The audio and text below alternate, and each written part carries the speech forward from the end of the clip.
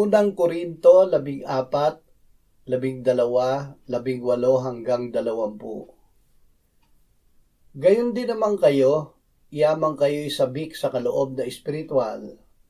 Pagbutihin ninyo ang paggamit sa mga iyon para sa ikatitibay ng iglesia. Ako ay nagpapasalamat sa Diyos na ako'y nagsasalita ng mga wika na higit kaysa inyong lahat. Ngunit sa iglesia, mas nanaisin ko pang magsalita ng 5 salita sa pamamagitan ng aking pag-iisip upang makapagturo ako sa iba kaysa 10,000 mga salita sa ibang wika. Mga kapatid, huwag kayong mag-isip bata. Sa kasamaan ay maging sanggol kayo, ngunit sa pag-iisip ay maging husto na sa gulang.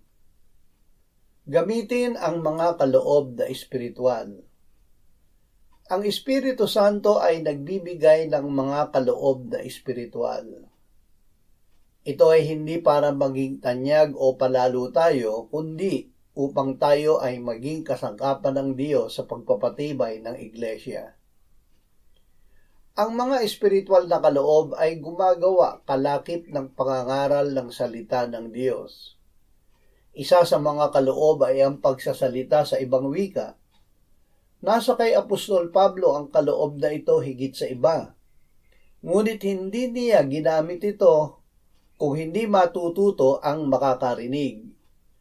Pinili niya na magsalita kahit ng 5 salita mula sa kanyang pag-iisip na maiintindihan upang makapagturo sa iba kaysa sa napakaraming salita sa ibang wika na hindi maintindihan.